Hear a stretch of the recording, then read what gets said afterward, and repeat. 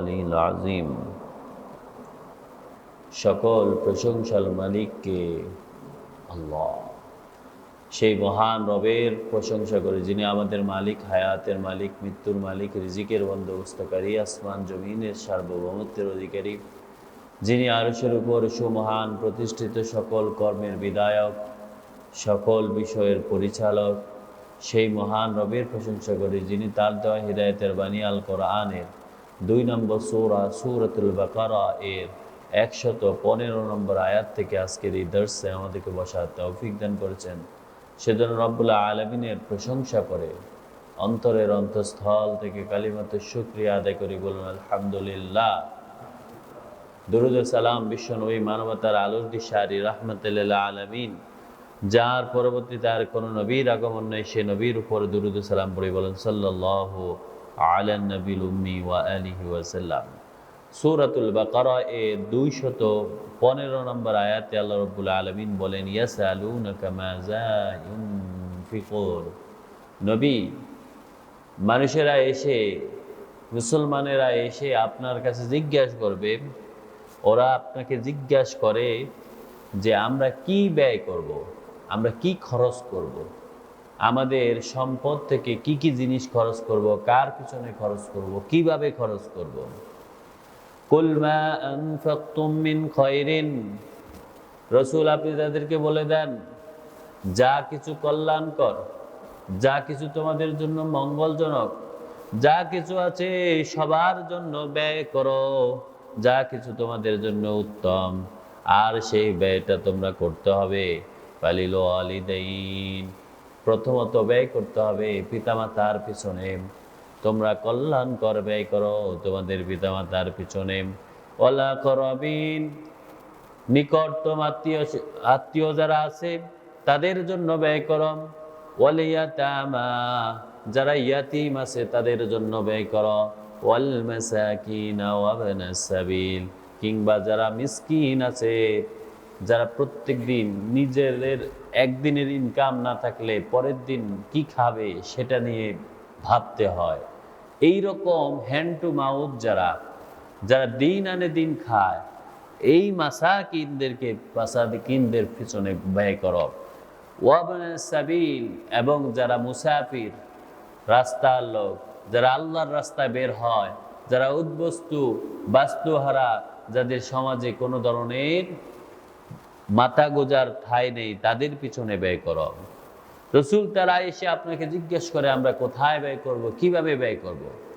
আল্লাহ বলেন, তোমরা তোমাদের পিতামাতা, আত্মীয় স্বজন, ইয়াতিম, মিসকিন এবং মুসাফিরদের পিছনে ব্যয় করো। ওয়া তাফআলু মিন খায়রিন, মনে রেখো কোনো কল্যাণকর কাজ করেই তোমরা নিজেদের উপর প্রাউড করো না, যে বড়াই করো না যে আমি তো এটা করেছি, এটা করেছি, আমি অমুকেতে শ্রেষ্ঠ, আমার অনেক ভালো কাজ আছে। রসুল বলেন, ওমা তাফআলু মিন খায়রিন, মনে রেখো তোমাদের যত কল্যাণকর কাজ আছে, এই সব কল্যাণকর কাজ আছে ওয়া ইন্নাল্লাহা বিহি আলিম, আল্লাহ কিন্তু এই সব কাজগুলো একদম পুঙ্খানুপুঙ্খভাবে সবগুলো সম্পর্কে অবহিত। কার কি উদ্দেশ্য, করার পরে সে কি ধরনের নিয়ত করে, কোনো একটি ভালো কাজ করার পরে কিভাবে তা প্রকাশ করে। অনেক সময় দেখা যাচ্ছে একজন লোক তাহাজ্জুদের নামাজ পড়ে, রাত্রে উঠে নামাজ পড়ে, এটা মানুষকে জানানোর জন্য বিভিন্ন পন্থা করে, বিভিন্ন কায়দা করে মানুষদেরকে জানায়। আল্লাহ বলেন যে ভালো কাজ তুমি করো, এটা কিন্তু আল্লাহ অবহিত, সুতরাং সেটা তোমরা অবশ্যই তোমাদের সমস্ত ভালো কাজ আল্লাহ জানেন, এবং আল্লাহর জন্য করো, আল্লাহ রাব্বুল আলামিনের সন্তুষ্টির জন্য করো, আল্লাহ রাব্বুল আলামিন অবশ্যই তা অবহিত আছেন। কুতিবা আলাইকুমুল কিতাল, এরপরে আল্লাহ রাব্বুল আলামিন বলেন, ও ঈমানদারেরা, তোমাদের জন্য ফরজ করে দেওয়া হয়েছে, তোমাদের জন্য বিধিবদ্ধ হয়েছে, তোমাদের জন্য লিখিত হয়েছে, তোমাদের জন্য দলিল করে দেওয়া হয়েছে জিহাদ করাটা। জিহাদ করাটা তোমাদের জন্য ফরজ। ওয়াহুয়া কুরহুল লাকুম, অথচ এই জিহাদ করাটা তোমাদের জন্য পছন্দনীয় নয়, তোমরা এটা পছন্দ করো না, এটা তোমাদের ভাল লাগে না। রাসূল আপনি তাদেরকে বলে দেন যে ও ঈমানদারেরা, তোমাদের জন্য জিহাদ করা ফরজ, অথচ তোমরা এটাকে পছন্দ করো না।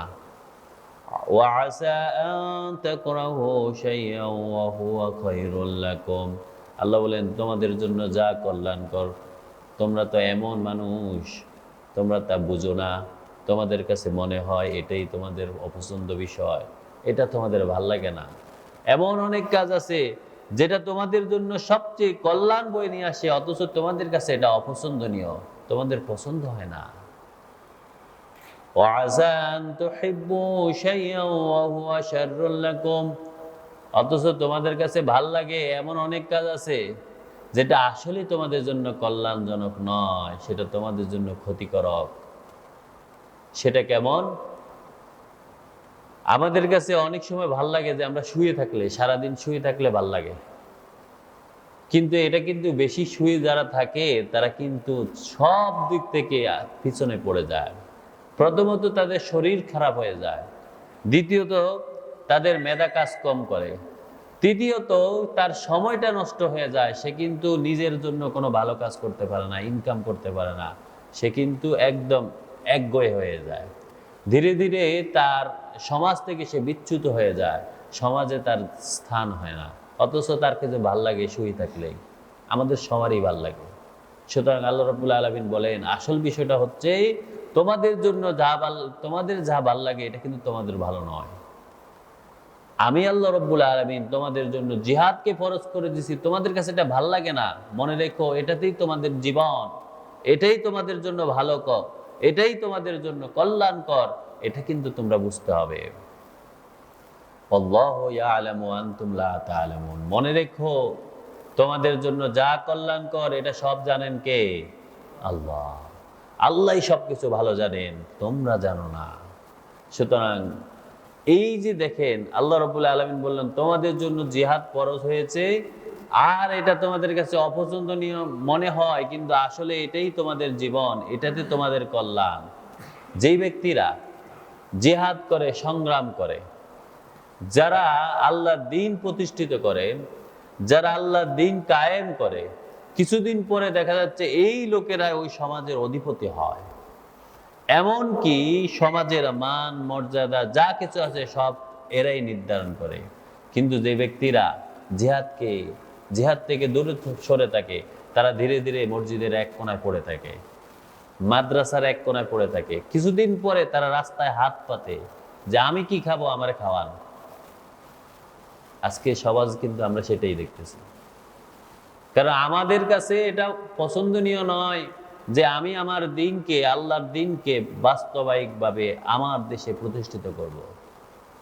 আমার কাছে পছন্দ হয় ঘরের কোণায় বসে, মসজিদের কোণায় বসে, অথবা নিজেদের কোরআনের মধ্যে মুসলমানদের ভিতরে একদম লুকায়ে থাকা। কিছুদিন পরে দেখা যাচ্ছে আমরা ভিক্ষাস্থলী নিয়ে রাস্তা রাস্তায় হাত পাতি। সুতরাং আল্লাহ বলতেছেন তোমরা জানো না তোমাদের জন্য কি কল্যাণকর, আমি আল্লাহ জানি তোমাদের জন্য কি কল্যাণকর। সুবহানাল্লাহ, সুবহানাল্লাহ। আল্লাহ রাব্বুল আলামিন আমাদেরকে বুঝার তৌফিক দান করেন, আমিন। ইয়াসালুনাকা আনিশ শাহরিল হারাম, এরপর আল্লাহ রাব্বুল আলামিন বলেন ও রাসূল, মানুষ এসে আপনাকে জিজ্ঞাসা করে হারাম মাস সম্পর্কে।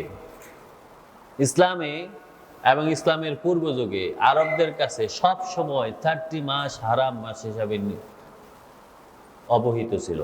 তারা সবাই জানতো এই 30 মাসে কোনোভাবে যুদ্ধ বিগ্রহ, কারোর উপর অন্যায়, কোনো ধরনের অবিচার কোনো কাজ করতো না, তারা এই ধরনের মন্দ কাজ তারা করতো না।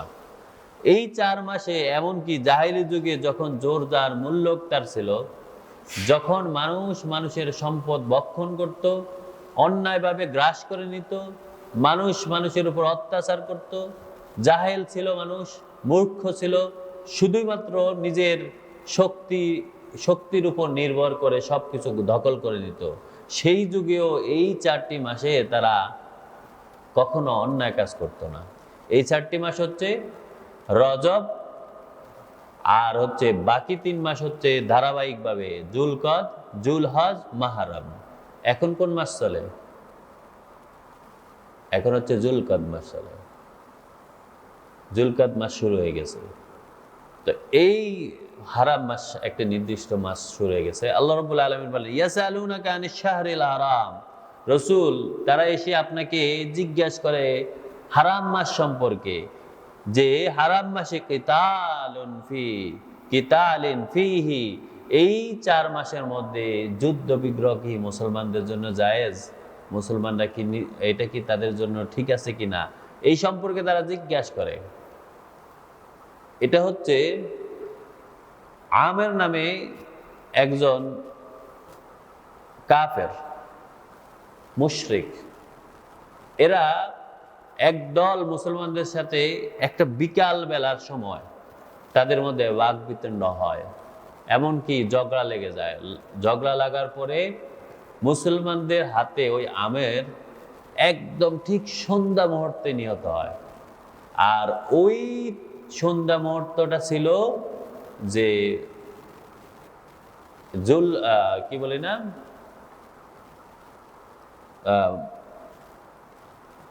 কি রজব মাসের আগের মাস, এটার নাম কি,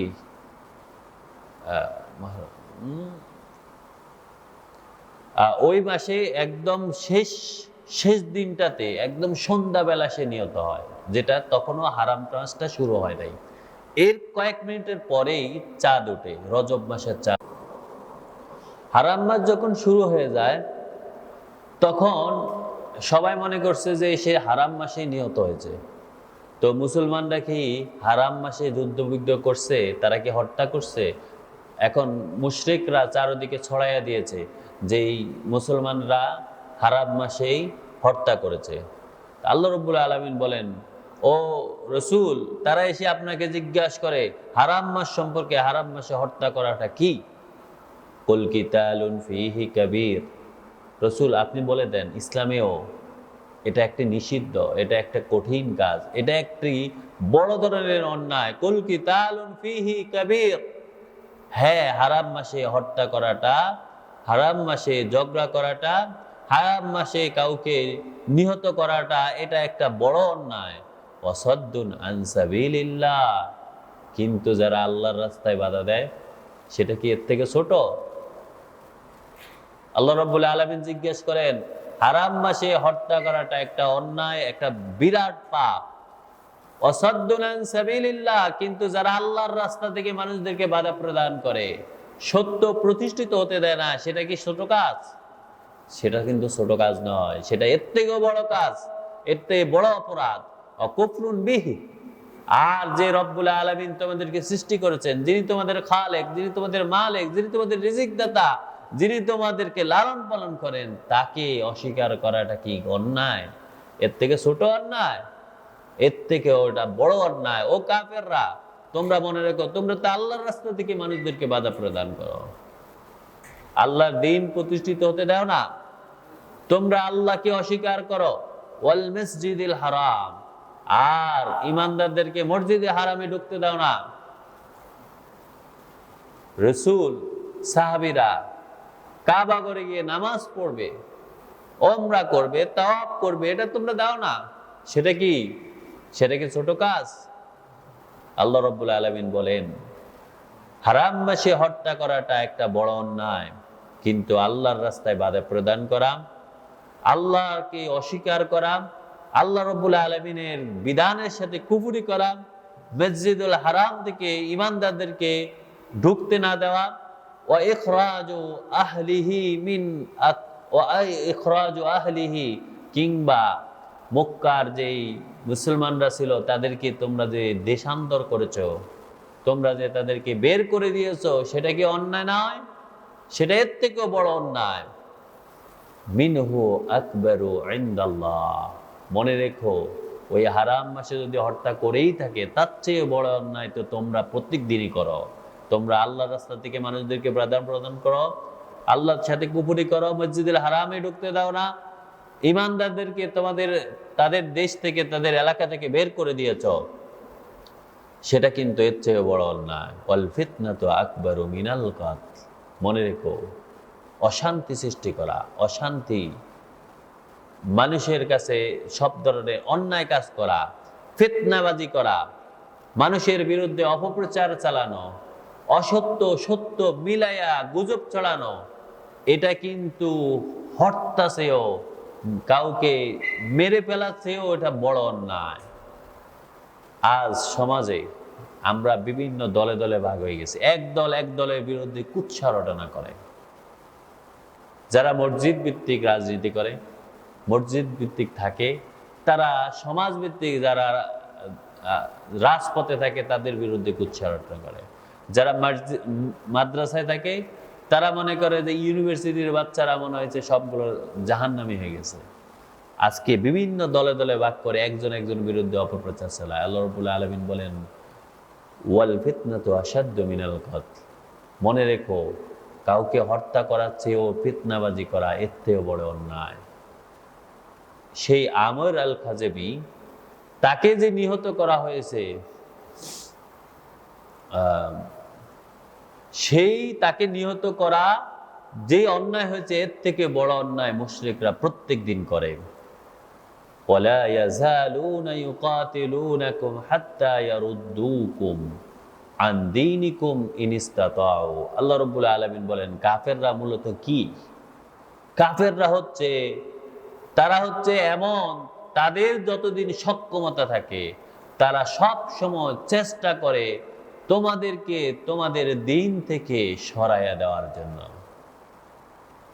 পুরো কাফের সমাজ, তাদের একটাই উদ্দেশ্য থাকে, ঈমানদাররা যেন ঈমান নিয়ে না থাকতে পারে, ঈমানদাররা যেন ইসলামের উপর না থাকতে পারে, ইসলামিক কোনো বিধান যেন প্রতিষ্ঠিত না হতে পারে। আমাদের দেশে ইসলামিক বিধান হয়, ইসলামিক বিধান প্রতিষ্ঠিত হয়, আমাদের আশেপাশে যে মুশরিক দেশগুলো আছে তারা কি চায়? একদমই চায় না। এমনকি তারা আপ্রাণ চেষ্টা করে, প্রয়োজনে ইঞ্জিনিয়ারিং করে একজন ইসলামিক দলগুলোকে চাপায়া রাখার জন্য। আল্লাহ রাব্বুল আলামিন বলেন, মনে রেখো, ওয়ালা ইয়াযালুনা ইউকাতিলুনাকুম, ওই কাফেরদের সব সময় তারা থাকে যে তোমাদের বিরুদ্ধে তারা যুদ্ধ করতে থাকবে, জিহাদ করতে থাকবে, তোমাদের বিরুদ্ধে সংগ্রাম করতে থাকবে, তোমাদের বিরুদ্ধে তারা অপপ্রচার চালাবে, হাত্তা ইয়ারুদ্দুকুম আন দীনিকুম, যতক্ষণ না তোমরা তোমাদের দিন থেকে খারিজ না হয়ে যাও, তোমরা তোমাদের দিন থেকে মুরতাদ না হয়ে যাও, তোমরা তোমাদের দিনকে প্রত্যাখ্যান না করো। তাদের একমাত্র চেষ্টায় থাকে ইনিস্তাতাউ, তাদের এটাই থাকে একমাত্র চেষ্টা। মনে রেখো, ওই কাফেরদের চক্রান্তই পড়ে, ওই কাফেরদের চিন্তা ভাবনা গ্রহণ করে, ওই কাফেরদের সাথে মিলেমিশে যে ব্যক্তি মুরতাদ হয়ে যাবে, দিন থেকে সরে যাবে, দিনের ব্যাপারে বিভিন্ন ধরনের অপপ্রচার করবে কিংবা সন্দেহ করবে, যে ব্যক্তি দিনের ব্যাপারে দিন থেকে মুরতাদ হয়ে যাবে, আন দীনিহি ফায়ামুত, সে যদি ওই দিন প্রত্যাখ্যান অবস্থায় সে যদি মরে যায়, অহুয়া কাফিরুন, তাহলে সে কাফের হিসেবে পরিগণিত হবে। তার ইতিপূর্বে সে যত ভালো কাজ করেছে সবগুলো বরবাদ হয়ে যাবে। অহুয়া কাফিরুন ফাউলাইকা হাবিতাত আমালুহুম ফিদ দুনিয়া ওয়াল আখিরাহ, আর সে যদি মুরতাদ অবস্থায় মারা যায় তাহলে তার দুনিয়া এবং আখিরাত দুটাই বরবাদ হয়ে যাবে, তার সমস্ত আমলগুলো বরবাদ হয়ে যাবে। আউলাইকা আসহাবুন নার, আর যার ফলে তাকে জাহান্নামে নিক্ষেপ করা হবে। হুম ফিহা খালিদুন, ওই জাহান্নামে সে চিরস্থায়ী হয়ে যেতে হবে, চিরস্থায়ীভাবে তার বন্দোবস্ত হবে। যে ব্যক্তি দিন থেকে মুরতাদ হয়ে যাবে, কাফেরদের চক্রান্তের মধ্যে পড়ে দ্বীনের বিরুদ্ধে, দ্বীনের সাথে সন্দেহ করবে, দ্বীনের কোনো বিধানের সাথে সন্দেহ করবে, আল্লাহ তাদের জন্য যে বিধানগুলো দিয়েছে ওই বিধানকে অস্বীকার করবে, ওই বিধানকে অপছন্দ করবে, ওই বিধান তার জন্য, তখন সে যদি ওই বিধান থেকে মুরতাদ হয়ে ওই মুরতাদ অবস্থায় মারা যায়, আল্লাহ বলেন সে সোজা জাহান্নামী হয়ে যাবে, সে কাফের হিসাবে পরিগণিত হবে, তার দুনিয়াও শেষ, আখিরাতও শেষ, তার জীবনের সব আমলগুলো বরবাদ হবে। আউলাইকা আসহাবুন নার, তখন সে জাহান্নামী হয়ে যাবে। হুম ফিহা খালিদুন, সে জাহান্নামে চিরস্থায়ী থাকতে হবে। সুতরাং মনে রাখতে হবে, আল্লাহ যেহেতু এর আগের আয়াতে আমাদেরকে বলছেন, আল্লাহু ইয়ালামু ওয়া আনতুম লা তা'লামুন, আল্লাহই জানেন তোমাদের জন্য যা কল্যাণকর, তোমরাও তা বুঝো না। সুতরাং আল্লাহ আমাদেরকে যা বিধান দিয়েছেন সেই বিধান মতো যদি আমরা না চলি, তাহলে আমাদের উপর গ্লানি, আমাদের উপর বিভিন্ন ধরনের নির্যাতন আসবেই আসবে। এরপরের আয়াতে আল্লাহ বলেছে, ইন্নাল্লাযীনা আমানু, যারা ঈমানদার তারা কখনো মুরতাদ হয় না। ইন্নাল্লাযীনা আমানু ওয়াল্লাযীনা হাজারু, এবং যারা হিজরত করেছে, যারা কোনো এক জায়গায় থেকে সত্য কথা বলতে পারে না বলে ওই জায়গাকে ওই স্থানকে চেঞ্জ করে নিয়েছে, এটাই হচ্ছে হিজরত। হিজরতটা হচ্ছে আপনার এলাকায় যদি আপনি দ্বীনকে যথাযথভাবে না পালন করতে পারেন, তখন আপনি ওই এলাকা থেকে সরে যাবেন। রব্বুল আলামিন বলেন, ও ঈমানদারেরা, জেনে রাখো যারা ঈমান এনেছে, হিজরত করেছে, ওয়াজাহাদু ফি সাবিলিল্লাহ, আল্লাহর রাস্তায় জিহাদে নেমে গেছে, সংগ্রাম করেছে আল্লাহর দ্বীন প্রতিষ্ঠা করার জন্য, সব দিক থেকে আপ্রাণ চেষ্টা করেছে, উলাইকা ইয়ারজুনা রাহমাতাল্লাহ, তারাই হচ্ছেন তারা যাদের উপর আল্লাহ রহমত করবেন, তারা আল্লাহর রহমত আশা পোষণ করে, তাদের উপর আল্লাহর রহমত বর্ষিত হয়। আল্লাহু গফুরুর রহিম, আল্লাহ তাদেরকে ক্ষমা করে দেন, আল্লাহ তাদের জীবনের সব ভুলগুলোকে ক্ষমা করে দেন। মানুষ হিসাবে প্রত্যেকটা মানুষেরই ভুল থাকে, ভুল চিন্তা থাকে।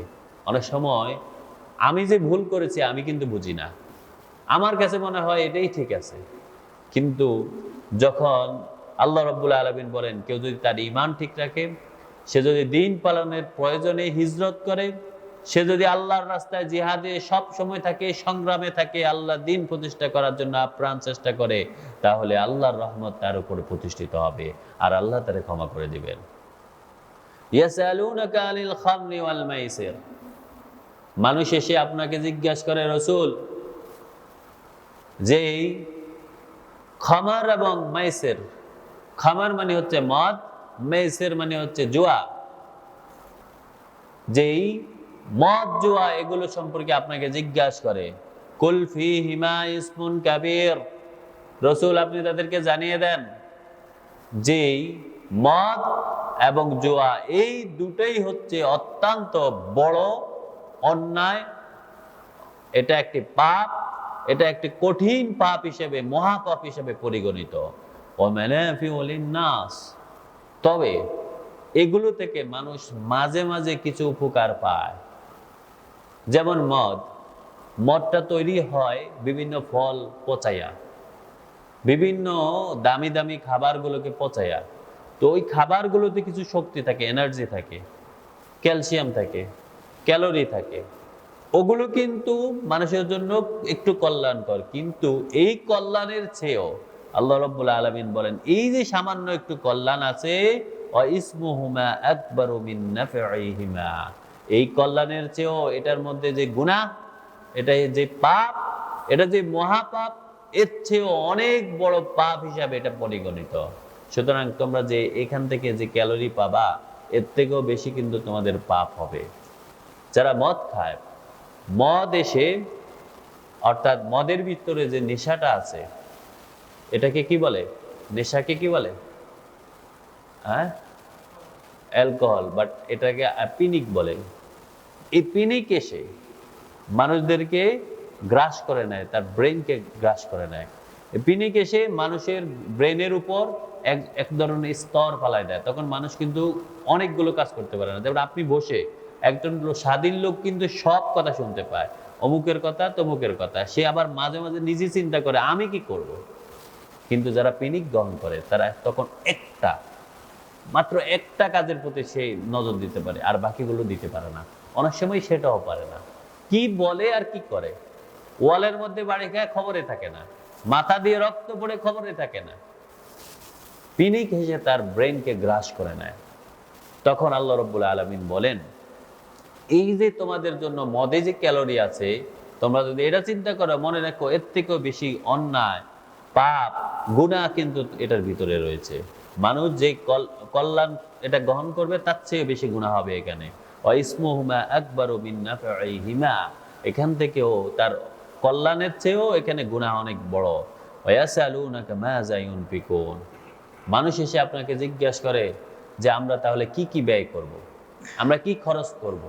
কার বিরুদ্ধে পিছনে খরচ করবে? এর আগে 215 নম্বর আয়াতে আল্লাহ বলছেন যে পিতামাতা, আত্মীয় স্বজন, ইয়াতিম, মিসকিন এবং যারা রাস্তায় উদ্বস্তু আছে, মুসাফির আছে, বা যারা আল্লাহর দ্বীন প্রতিষ্ঠা করার সংগ্রামে নামে, তাদের পিছনে খরচ করো। এবার আল্লাহ রাব্বুল আলামিন বলেন, মানুষ এসে আপনাকে আবার জিজ্ঞাসা করে যে আমরা কি করব, কি খরচ করব। কুল আফা, রাসূল তাদেরকে জানাইয়া দেন, যা কিছু তোমাদের অতিরিক্ত আছে সব কিছু খরচ করে ফেলো, কুক্ষিগত করে রেখো না। সম্পদ কুক্ষিগত করে রাখলে পৃথিবীর মানুষ গরিব হয়ে যাবে। সম্পদের যত ব্যবহার, যেমন একজন ব্যবসায়ী আর একজন ব্যবসায়ী নয়, এই দুইজন দেখেন, ব্যবসায়ীর কাছে যদি 5 টাকা থাকে, সে এই 5 টাকাকে প্রত্যেক দিন নাড়াতে থাকে, প্রত্যেক দিন তার এখানে 1 পয়সা করে হলেও বাড়তে থাকে। আর যে ব্যবসায়ী নয়, তার ওই 5 টাকা যখন এক জায়গায় কুক্ষিগত করে থাকে, 5 বছর পরে এই 5 টাকার মানও কমে যায়। আগে 5 টাকা দিয়ে আপনি যা পেতেন, এখন কিন্তু তা পাবেন না। ওই দিন ওই 5 টাকার মান আরো কমে যাওয়ার কারণে ওই যে ব্যক্তি তার সম্পদকে কুক্ষিগত করে রেখেছে, জমা করে রেখেছে, এক জায়গায় আটকে রেখেছে, সে কিন্তু কোনো কল্যাণ পায় নাই। আর যে সম্পদগুলো ব্যয় করেছে, খরচ করেছে, বারবার সে এটাকে ব্যবহার করেছে, সে ব্যক্তি প্রত্যেক দিন এখান থেকে কল্যাণ পায়। সুতরাং রাসূল যারা আপনাকে জিজ্ঞাসা করে যে আমরা কি ব্যয় করব, আপনি তাদেরকে বলে দেন অতিরিক্ত যা আছে সব ব্যয় করে ফেলো। মুসলমানরা বিশ্বাস করবে কার উপর? আল্লাহর উপর। আস্থা রাখবে আল্লাহর উপর, যে আমারে খাওয়ান আল্লাহ, আমার রিজিক দাতা আল্লাহ, আল্লাহ আমারে কখনো ঠেকাবেন না, আমি যেখানে প্রয়োজন সেখানে আল্লাহর পক্ষ থেকে নিয়ামত পাবো। সুতরাং তোমরা কুক্ষিগত করে রেখো না। কাযালিকা ইউবাইয়িনুল্লাহু লাকুম আয়াত, আল্লাহ বলেন এইভাবে আল্লাহ তার নির্ধারিত সমস্ত বিধান, সমস্ত হুকুম, সমস্ত নির্দেশনা, সমস্ত আয়াত, সমস্ত বিধানগুলো তোমাদের জন্য স্পষ্টভাবে বর্ণনা করে, লাআল্লাকুম তাত্তাকুন, যাতে তোমরা মুত্তাকি হতে পারো। আল্লাহ রাব্বুল আলামিন আজকের এই দার্সে আমাদেরকে যা জানালেন, কোরআনের আজকের এই দার্স থেকে আমরা যা জানলাম, আল্লাহ বলেছে তোমাদের জন্য যা কল্যাণকর তোমরা কিন্তু তা বোঝো না। যা কিছু অকল্যাণকর সেটাই তোমাদের জন্য ভাল লাগে। ঘুমাইয়ে থাকতে আমাদের ভাল লাগে, কাজে নামতে আমাদের ভাল লাগে না। যে ব্যক্তি কাজ করে সে কিন্তু প্রত্যেক দিন অভিজ্ঞতা নিয়ে এক সময় সে কাজে শ্রেষ্ঠ হয়ে যায়। আর যে ব্যক্তি বসে থাকে সে ব্যক্তি ধীরে ধীরে একগোয়া হতে হতে পেট মোটা হয়ে এক সময় মারা যায়। যা কিছু আমাদের জন্য কল্যাণকর, যেমন দেখেন আজকে আমাদের এই দেশে 90% উপরে মুসলমান, কিন্তু এই দেশের অন্যায় কি থেমে আছে? অন্যায় থেমে নাই। মেয়েরা নিরাপদ না, মেয়েদের উপর অত্যাচার করা হয়, ঘরে স্বামীর কাছে পর্যন্ত নিরাপদ নয়। স্বামী তারে পিটায় যে বাপের বাড়ি থেকে টাকা এনে আমাকে দাও। কিন্তু এই সমাজে যদি ইসলামিক নিয়ম নীতি এটা যদি প্রতিষ্ঠিত থাকতো, কোনো পুরুষ কোনো মেয়ের গায়ে হাত দেওয়ার আগে 300 বার চিন্তা করত যে আমার কি করার দরকার। সাহসে পেত না। আর সাহস তো দূরের কথা, ওই ব্যক্তির মাথার ভিতরে এই ধরনের পিনিকে উঠতো না যে আমার স্ত্রীর মাইরা আমি তার বাপের বাড়ির থেকে টাকা পয়সা খাবো। কারণ সে তো নিজেই মুসলিম থাকতো, নামদারি নয়। মুসলিম মানে সারেন্ডার, তার জীবনের প্রতিটি ক্ষেত্রে সারেন্ডার করতে হবে। সে তার মেধাকে সারেন্ডার করবে প্রথমত, যে আমি যা বুঝি এটা শ্রেষ্ঠ নয়, বরং আল্লাহ আমারে যা বুঝাইছেন সেটাই শ্রেষ্ঠ। সে বুঝে নিবে যে আমি যে কাজকে শ্রেষ্ঠ মনে করি ও কাজ শ্রেষ্ঠ নয়, বরং আল্লাহ যে কাজটা শ্রেষ্ঠ মনে করেছেন এটাই শ্রেষ্ঠ। যার কারণে তখন তার মাথায় এই ধরনের ভূত কখনো উঠবে না। আজকে আমাদের মুসলিম সমাজে সব জায়গায় চুরি, রাত্রে হলে গার্ড না থাকলে সব চুরি করে নিয়ে যায়। অথচ যে চুরি করতেছে সেও মুসলিম দাবি করতেছে, যার জিনিস চুরি হচ্ছে সেও মুসলিম দাবি করতেছে। কিভাবে? একটু চিন্তা করেন। আমাদের দেশ থেকে আরাবিয়ান দেশগুলোতে একটু সামান্য হলেও ইসলাম প্রতিষ্ঠিত আছে, কিছু কিছু বিধান প্রতিষ্ঠিত আছে। আমাদের দেশ থেকে, আমাদের দেশে যে ছেলেটা ভালো নয়, যে ছেলেটা দুর্বল, যে ছেলেটা রাস্তার মধ্যে বিভিন্ন বখাটে ছেলেদের সাথে হাঁটে, আমরা কি করি, একটা ভিসা নিয়ে তারে বিদেশে পাঠাই দিই। গিয়ে দেখেন ওই ছেলেটা, যে ছেলেটা এই এলাকাতে বখাটে ছিল, ওই এলাকায় যায় সে অনেকটা ভালো হয়ে যায়। কারণ সেখানে নিয়ম নীতি থাকার কারণে সে মনে করে আমি যদি ধরা খাই আমার হাত কেটে দিবে, আমি যদি অন্যায় করি তাহলে আমাকে কঠিন শাস্তি দেওয়া হবে, তখন সে কিছুটা হলেও ভদ্র হয়ে যায়। আর যদি সে এই এলাকায় থাকতো তাহলে সে দেখতেন দিন দিন আরো অন্যায় করতো। এটাই হচ্ছে আল্লাহ বলতেন, তোমরা যা জানো, তোমাদের কাছে যা ভাল লাগে, এটা কিন্তু তোমাদের ভালো নয়, বরং আমি জানি তোমাদের জন্য কি কল্যাণকর। আল্লাহ রাব্বুল আলামিন যেন আমাদেরকে সমস্ত কল্যাণ দান করেন এবং সমস্ত কল্যাণ বুঝার তৌফিক দান করেন। সমস্ত কল্যাণ যেন আমরা আমাদের এই দেশে প্রতিষ্ঠিত করতে পারি সে তৌফিক দান করেন।